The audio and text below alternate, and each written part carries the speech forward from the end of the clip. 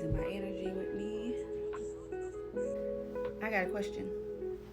When you make promises to yourself, do you stick to them or do you? I only ask that because you can't expect change if you're not trying to help yourself change. You need to be disciplined.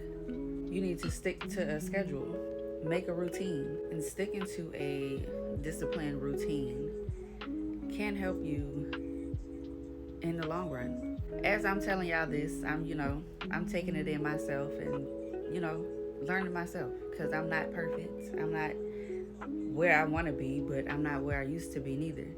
You know, changes in life, changes in your environment, changes, just with anything can make you start looking at things differently, looking at yourself differently. I've always craved growth. I've always craved higher than where I was. I've always looked to elevate. And disciplined and keeping promises to yourself not only helps you grow as a person, but it helps your mindset shifts into a different perspective.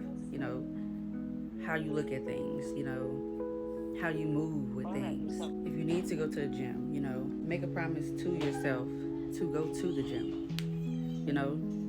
Stay disciplined enough to stay in the gym. And I only use the gym as an example because that's me. Or that was me. I'm more disciplined now being in the gym than what I used to be. Like, I have a lot going on at the moment in my life. So I'm still trying to figure out a schedule myself and, like a different routine because I'm adding different things into my schedule every day. And sticking to my promises, sticking to my promises to myself every day or whenever I make one has became big to me. I used to be the one that didn't stick to my promises, didn't stick to routines or being disciplined. And I've grown to do that because I know that I want to start moving different. I don't want to keep experiencing the same things, experiencing the same results in life. I want different, and that's what I go for.